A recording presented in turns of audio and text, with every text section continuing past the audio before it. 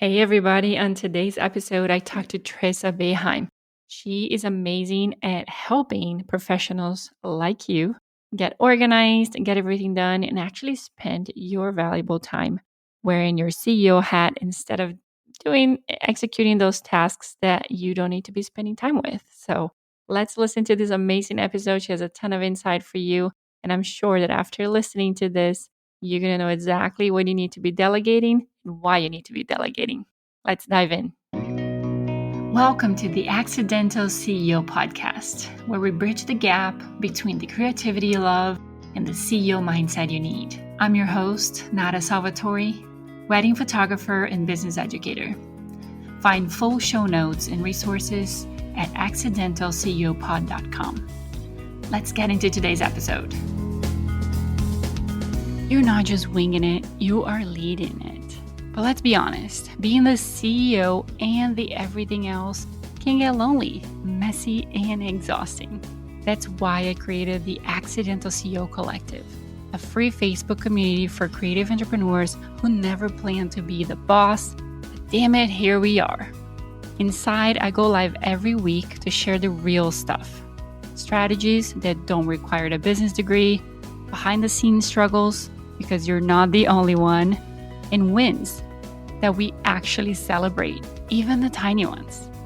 If you're a scrappy, smart, sometimes slightly burnout founder who is ready to lead with more clarity and less chaos, this is your room. We're building a business that works for us, not one that runs us into the ground. Come join us. Let's grow, mess up, pivot, and succeed together. Just search the Accidental CEO Collective on Facebook and join our group today. Welcome back to the Accidental CEO podcast. I'm your host, Nada Salvatore, and today I have Tressa Beheim with me. She is the founder and driving force behind Simplify Now, where she serves as an online business manager and strategic partner. And we are going to talk about how to deal with overwhelm as a business owner, which I know all of us need some more advice on that. And why getting the right type of help is essential to your business success. Welcome, Tressa. Thanks. I'm excited to be here. Thank you. So tell us a little bit about your current state of your business. What do you guys do? Where you're located? All that good stuff. Yeah, absolutely. So I am an American expat and I live in Germany. And I have a team of anywhere between 6 and 12 people that work in my agency, depending on what projects we have going on. And we primarily serve clients in the US, but we do have a few clients over here in Europe. My team is kind of spread across the world. We primarily work with female entrepreneurs who have some sort of online component to their business. So they might have some in person, they might have some, events or things like that, but they do at least a percentage of their business online remotely. Very good. So tell us the story of how did you end up being the boss of this great agency that helps other big bosses? Yeah. So I often joke that it's like an accidental agency because I didn't really intend to start an agency. And I was actually very adamant that I was not going to start an agency.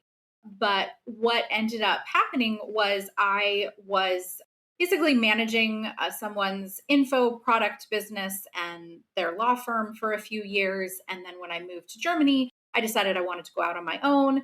And the type of strategic support that I provide needs execution behind it. So we can come up with all these great plans, but if there's no one on the client's team who can do the work, the plans just sort of sit there and don't actually make any money for the business, don't change anything. And so I started adding team members to help me execute the plans that I was making with clients, and pretty quickly realized that this was a much better way to serve clients because they often didn't have that depth on their team and they didn't necessarily want their own team that had, 6 different specialists for something that they might only do once a year. And so within about 12 months realized, I actually have, a team of 4 to 6 people now that work with me pretty regularly. And I guess we're an agency now. So it worked out really well to support clients. but it definitely was not on purpose from the beginning. Yeah, that happens to a lot of us. Which is why we found ourselves in an overwhelmed state very often where we need some help. So I'm glad that we are having this conversation today. Was it a specific thing that prompted the move from running that digital program business to becoming the online business manager after moving to Germany? Yeah, it was mostly just that being an employee for someone in a different time zone was not really going to work anymore. And I had always had people kind of asking me, do you do this on the side? Do you take your own clients? And so when I realized that I wanted a lot more flexibility living, in a time zone that is at least 6 hours ahead of most people in the US, I wanted a lot more flexibility. And I could get that if I was kind of the owner, the one in charge, as opposed to being, someone's employee. So, talk to us a little bit about that importance of getting the right people, to help you out. Can you define first what the right type of help means? I think everybody needs something a little bit different in their business, and it really comes down to your strengths and your weaknesses. So, I work with a large variety of clients that do all kinds of different things, but what tends to happen is that they're looking for particular skills that either they don't have themselves, or it's just areas of interest that they would rather have nothing to do with, right? So I do tend to work with a lot of creatives who are brilliant and they have all the ideas and all the vision. But if you ask them to set up a project plan, they would run screaming in the other direction, right? They know it's important and they know it's needed, but they want nothing to do with it. So, kind of identifying, what do I enjoy doing in my business? What is it that I want to focus on? And then what skills does someone need to have to kind of complement that? And identifying that right support for you might look very different than for your colleagues or for other people in the same industry, because it really needs to focus on what you want to do in your own business and what you don't want to do in your own business. Yeah, that's good. I really think that we struggle with not wanting to let go of certain tasks, even though we don't want to do them. So, how do you work with your clients on understanding why it's important to give that control away of certain tasks that they don't need to be, spending time working on? Yeah. So some of this comes down to trust, right? You obviously have to trust the person that you're bringing in to do things up to your standards. And so initially, when I start working with clients, there might be a lot more checking in and a lot more verifying of what's happening, and are the right things happening at the right times.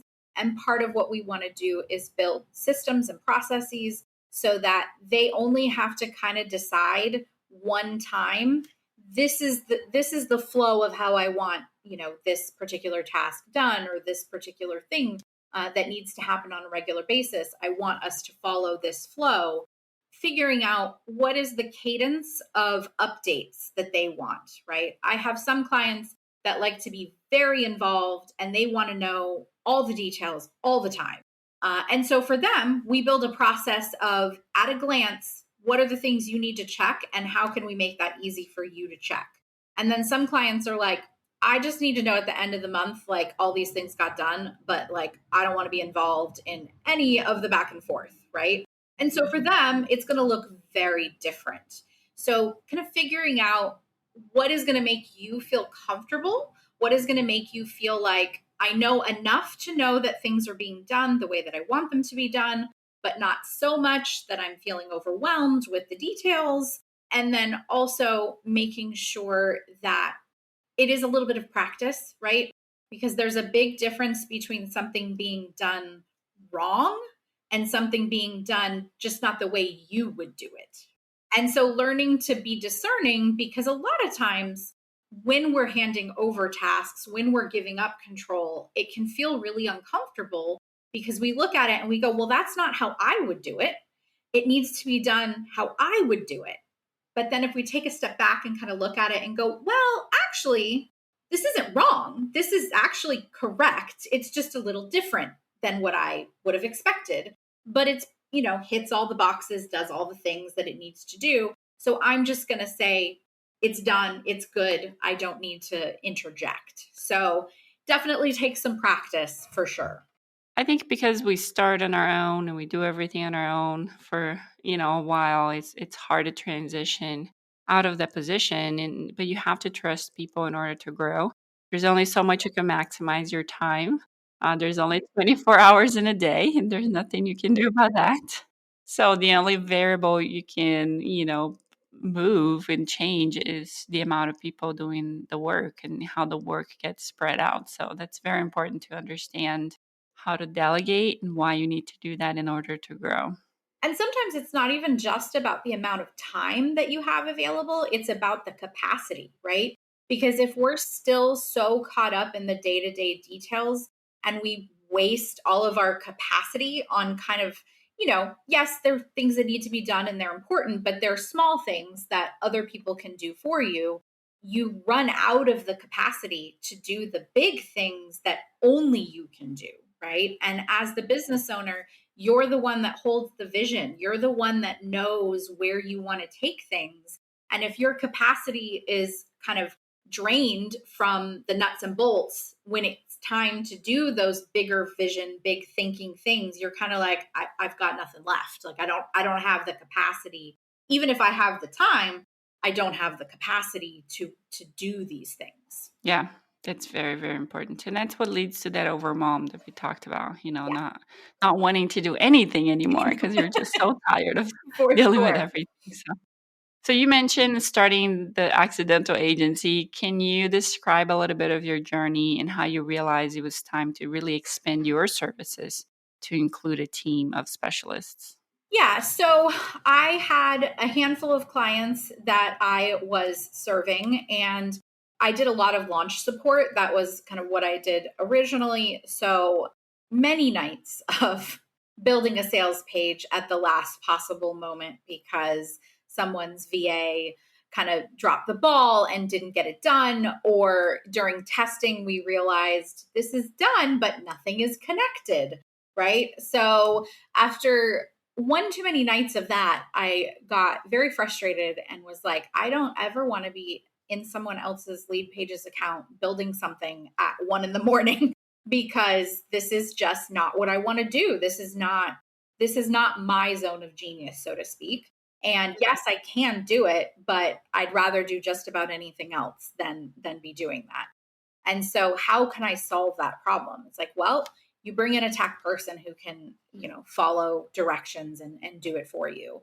And I started with that. And then I realized, well, I can really only handle a handful of clients on my own unless I have someone to help kind of manage the communication and, help move tasks around.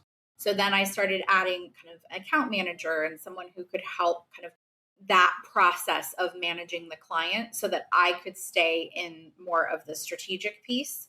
And then over time, we grew from having, 6 to 8 clients to we typically average between 18 and 20 clients right now.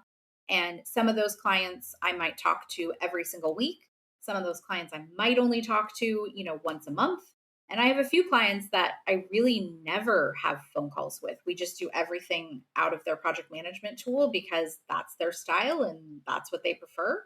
And so figuring out where the holes are, what are the things that, like, what's the bottleneck that keeps me from having another client or keeps me from serving my current clients as well as I could.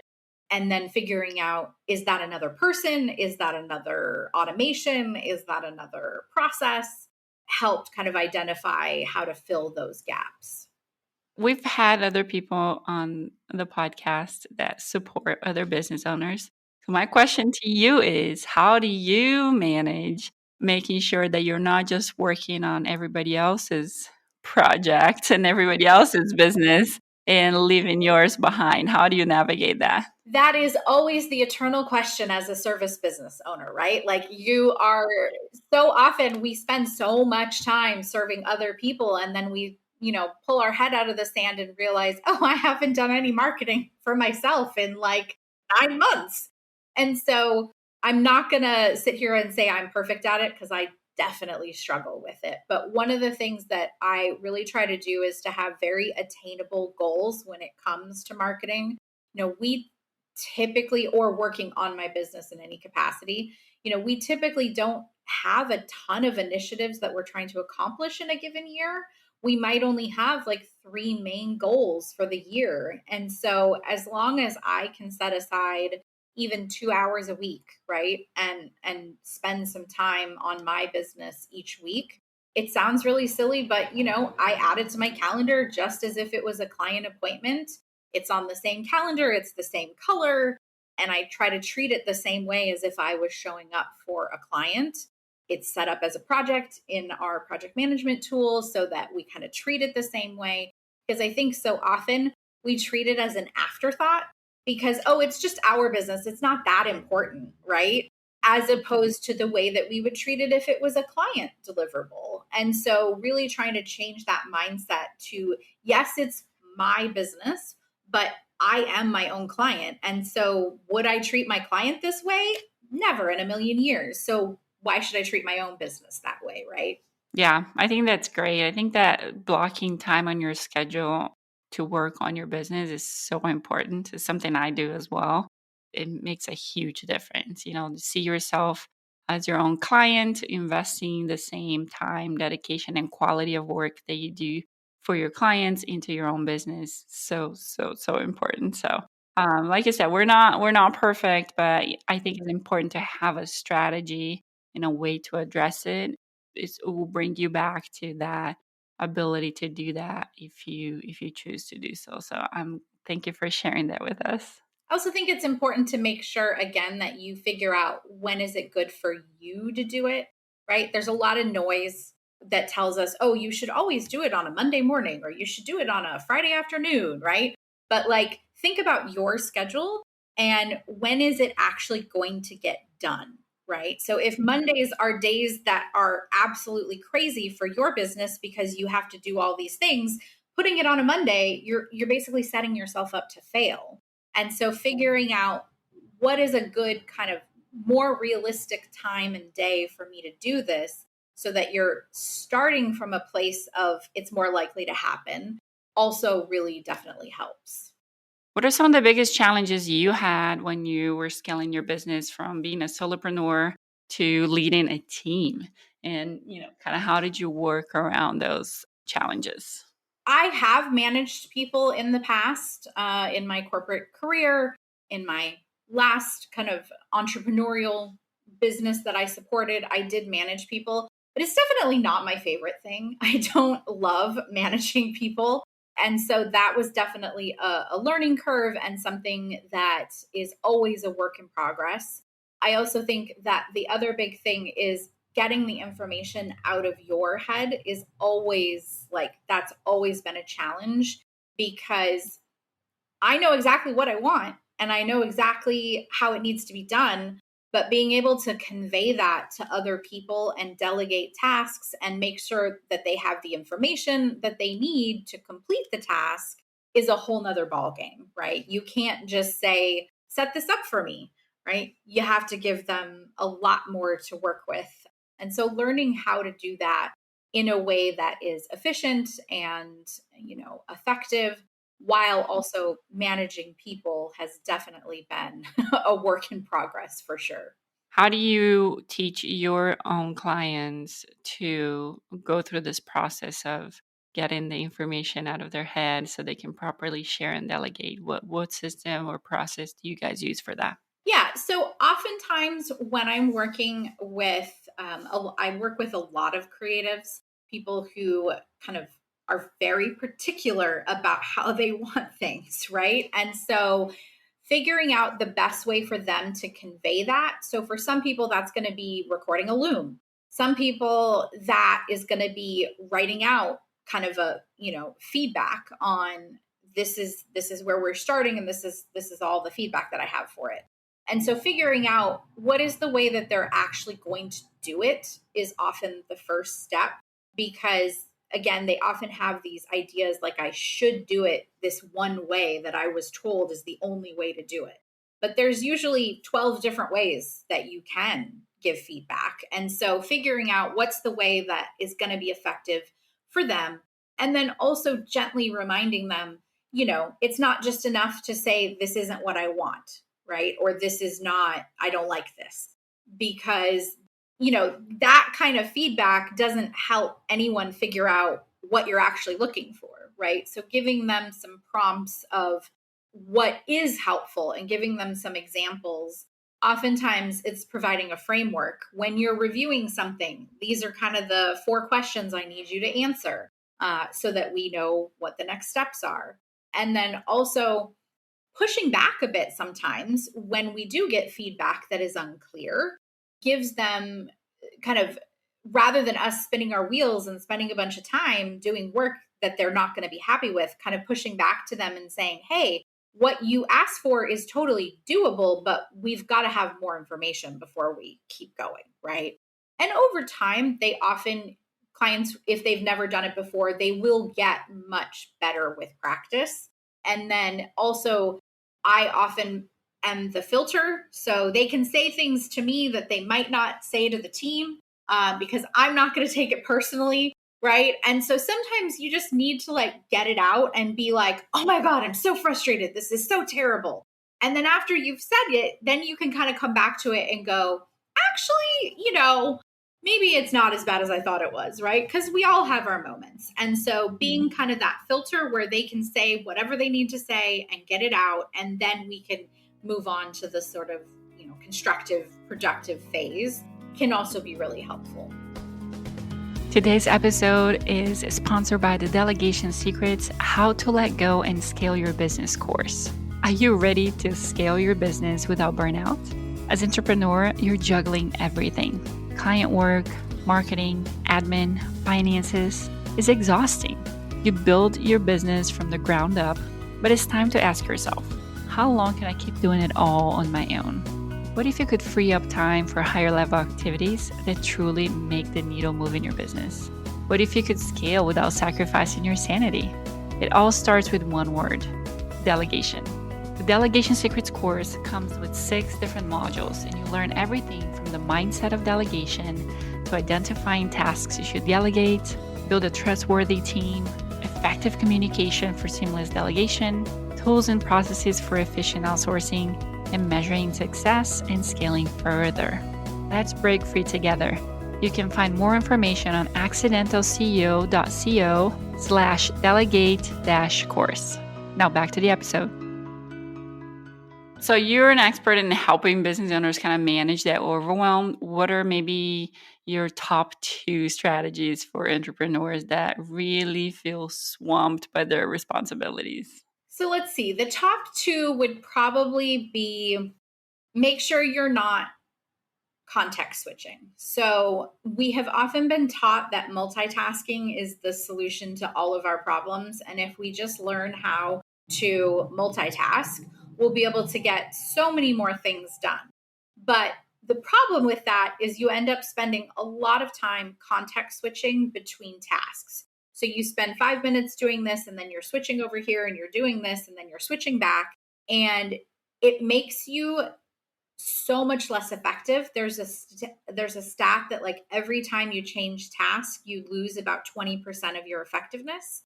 And so if you're switching between 2 or 3 different things, it's going to take you probably 20% longer to get those 3 things done than if you just did them one at a time.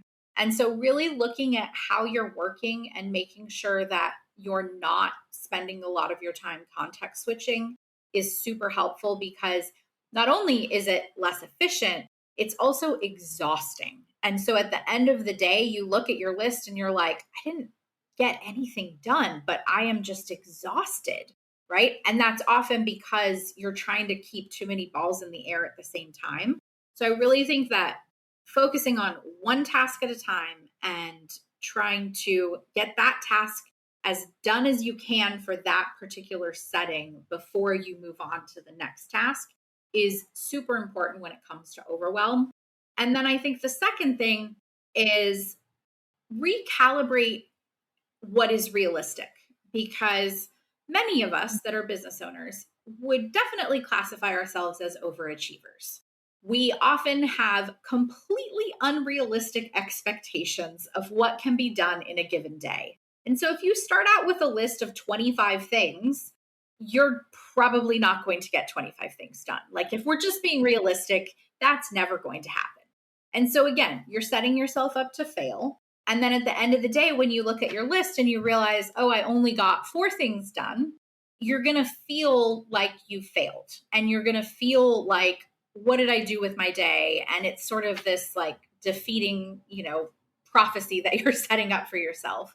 Whereas if you're a bit more realistic about, okay, given the demands on my time, given what I actually have on my calendar, it's probably only realistic for me to get 2 things done. And then if you get 3 or 4 things done, you're like, wow, that was great. Like I totally won the day, right? Even though it's the same exact number of things done, it just feels completely different. And so recalibrating what is realistic, because yes, you might look at your calendar and say, oh, well, I only have 2 appointments today. And those appointments are only 45 minutes long, but you're forgetting, what do you have to do to prep for that appointment? What do you have to do after that appointment is finished? What do you have to review for your team? What do you have to review for your clients? What do you have to do for your own business, right? And so all of these things eat away at the time that you have available. And so you have to be realistic about what's left in the day for you to be able to get anything done. Yeah, that's really good. I'm sure everybody that is listening have had those days where we look at our list at the end of the day and you're like, man, I only crossed 1 or 2 things, or, and we're so defeated and disappointed at ourselves when at the end of the day it was just poor planning. We didn't spend our time, properly divided into those tasks, and we could have felt a lot more productive at the end of the day if we just had approached things a little bit different. So I really like that way of looking at things. Can you share maybe 1 or 2 success stories where your strategies kind of supported a client that really transformed their business operations because of some changes that you helped them create? Yeah. So I think one of my biggest success stories, I had a client for several years that was a bookkeeper. And when I very first started working with her, she was working probably 85 hours a week. I mean, it was absolutely ridiculous how much this gal was working. And there were some nights when she was basically not going to sleep to be able to deliver books, like reporting for her clients. And obviously that's not sustainable. Not sleeping is not really an option if we want to be a functional human. And so what we did was we kind of sat down together and we looked at, okay, going from where you are now to working 35 hours a week is not going to happen overnight. And so we have to be, again, we have to be realistic about what is actually sustainable. And so we talked through kind of all the different things she could try, and we looked at what is actually going to be something that you want to do, right? You want to make this change in your business. And she said one of the most important things for her was being able to sit down and have dinner with her husband every night. That was like her goal. And so that was the first thing we did, was make dinner kind of non-negotiable. We didn't address the elephant in the room that she wasn't sleeping. We didn't address that she was working every weekend. We just started with that one thing that was important to her. And then once that sort of got under control, then it was like, okay, so how about we do this next step? And so we kind of took it in these baby steps. And it did take like a good solid 6 to 9 months before her schedule was a bit more under control. But she went from not sleeping at least one night a week to and working probably 85 hours a week to working much more reasonable, like 60 hours a week, which again, still is probably more than she needed to be working, but is a much more reasonable number of hours when we compare it to where she started. She was having dinner with her husband 4 nights out of 5 during the week and every night on the weekends. And then she was able to cut back her working hours on the weekend to where she was only working about 4 hours a day on Saturday and Sunday. So again, is it perfect? Is it where she wanted to be eventually? No. But for a 6-month window, it was huge progress. And by doing that, she also realized a big part of my problem is that I have all these clients that are not profitable, right? When she had a little bit more rest, she was able to look at, oh, I've built my business around these clients that are not at all profitable. And if I change my business model to where instead of having all of these clients that are paying me $200 or $300 a month, I have clients that are much higher value, then I can actually have the same revenue, if not more, in a much more sustainable way, right? But she had been so stuck by working all these insane hours that like it just there was no capacity or time for her to have that realization beforehand. I tend to work with a lot of neurodivergent clients as well. I find that creatives often, creativity and neurodivergency often goes hand in hand. And so I do work with a lot of clients that would classify themselves as, ADD or ADHD. They might have some sort of learning differences. And so I had one client in particular that she was always so stressed out by dates.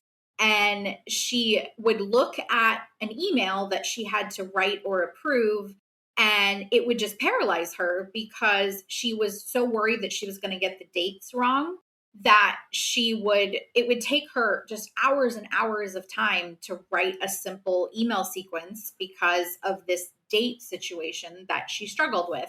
And so we just instituted a policy of like, you don't ever have to write a date again in an email. You just have to tell me what is the timing that is important for this email. You write the email, mark where the date needs to go, and then we'll put it in like behind you.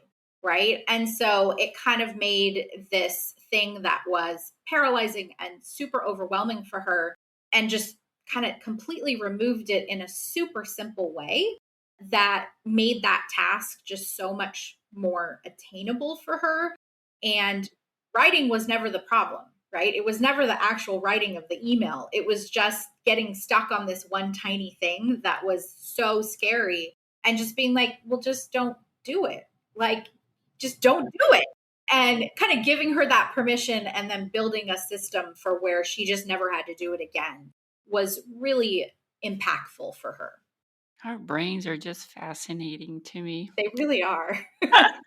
I love that. So those are very good stories. And, sometimes we're just so into the day-to-day operations of things that we just can't even see. Like we need to be able to take some step backs to be able to look at the big picture and see that there's, that you're maybe working with the wrong clients, or that you're getting stuck in this one little detail that you could be delegating to somebody else. So very, very important to have people like you to support all these Yeah. entrepreneurs. So we're really happy you are around. Thank you.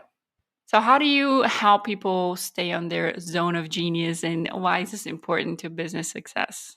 We hear this term all the time, zone of genius. It means different things for different people. But basically, the way that I take it is it's you spending your time on the thing that's actually going to move your business forward as much as possible, right? And so, depending on what you do, that could be creating new content, that could be coming up with a new product to offer, right? But it's allowing you as the business owner to really spend your time on the things that are going to make a difference in the bottom line, and they're going to help you grow your business, right? And so when you can delegate the other things that are required, right? Because there's a huge amount of things that have to be done every day for a business to run, but they do not have to be done by you, right? And that's the distinction. So really helping to identify, and sometimes it's literally as simple as asking the question, are you sure you have to do that? Right? Like, is that something only you can do, or is that just something that you've always done before? So it's just kind of a habit. Helping to kind of ask that question. And to a certain extent, sometimes that means I do have to call my clients out a bit and be like, hold on a second, right? Like, why are you the one going into the inbox responding to people's requests to update their shipping address, right? That is so clearly not a good use of your time, right? Yes, it is super important that things get shipped to the right address, and it has to be done, but that does not have to be done by you. And so really kind of helping to both help them recognize what they need to, help them see what they've been doing that maybe they shouldn't be doing, or, oh, there is another solution for this. And then once they've identified it, that's only half the battle, right? Because you then have to figure out, okay, using the shipping as an example, right? Somebody still has to go in and do this. Somebody still has to go in and respond to all these emails and make sure that they get answered and all of these tasks get done. So how do we build a process? How do we build, an SOP so that you as the owner can be comfortable knowing that it's being done correctly, not by you. And then find that person if necessary. If we don't have somebody on the team that can already do that, get them trained and hold you as the owner accountable to giving it up, right? Because oftentimes we have the best of intentions. Oh, I'm going to stop doing this thing. We're going to build a process. Somebody else is going to do it. But then if nobody's kind of, holding you accountable, you'll just kind of keep doing it.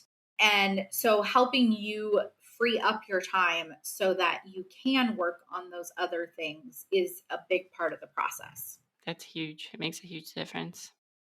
So, what advice would you give to creatives who find themselves accidentally as a CEO? They're an entrepreneur now, particularly in terms of structuring their business to support that passion. Like, what are some of the things that they need to have in their mind from the get go? I think really looking at what are the parts of the business that you enjoy, right? As a creative, what are the parts of the business that you want to make sure you keep doing? And what are the parts that, as soon as possible, you'd like someone else to do, right?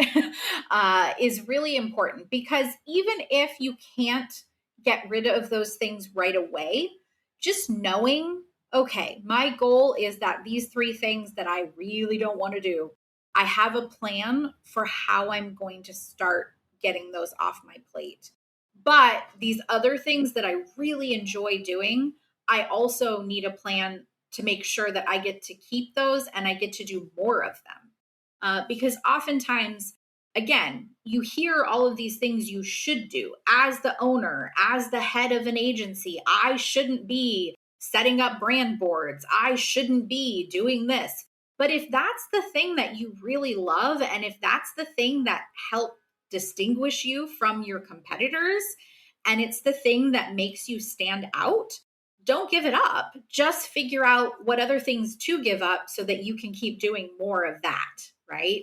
And I think that oftentimes we think as the CEO, I have to do I have to do these certain things. And that's not necessarily true. You just, again, yes, they have to be done by someone, but not necessarily you. I have one client that if she never had to look at her business like numbers again, she would be so thrilled, right? She hates looking at the bank account. She hates looking at the bookkeeping reports.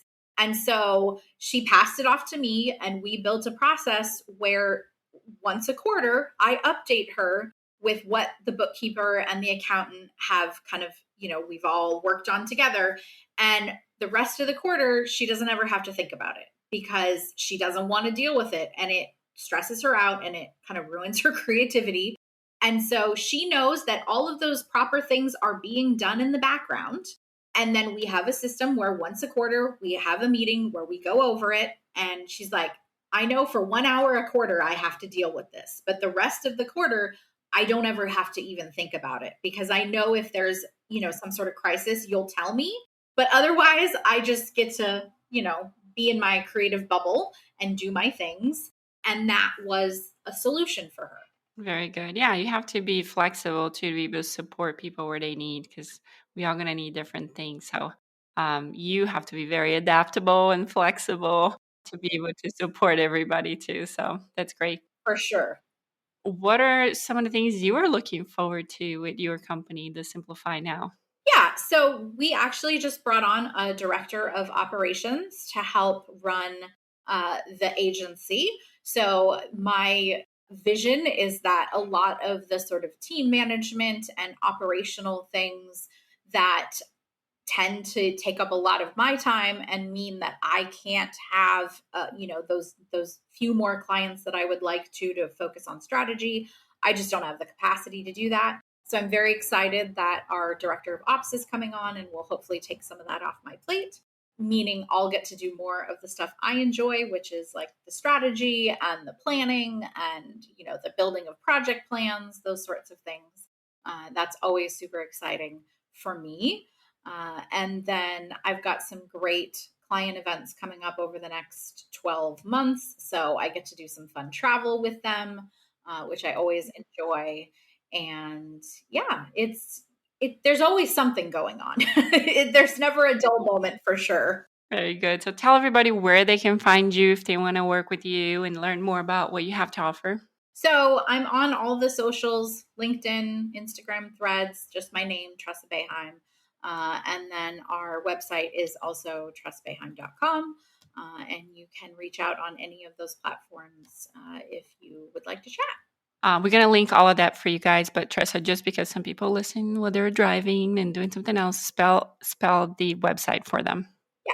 So it's TRESSABEHEIM.com.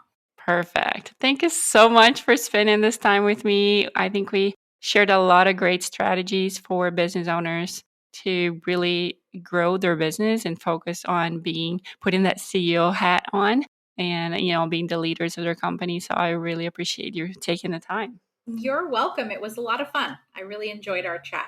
Perfect. Thanks, everybody, for listening to us. We'll hope to see you next week with another episode of the Accidental CEO podcast. Bye. Bye. And that's a wrap for today's episode of the Accidental CEO podcast. Thanks for hanging out with us in the world where creativity and business strategy collide. I am Nada Salvatore, thrilled to have shared this time with you. Remember, every episode is a step closer to mastering the art of being an accidental CEO. So don't miss out. Hit subscribe, drop us a sweet review, and spread the word to your creative tribe. Your next big breakthrough could be just one episode away. Join us next time for more insights, laughs, and actionable tips.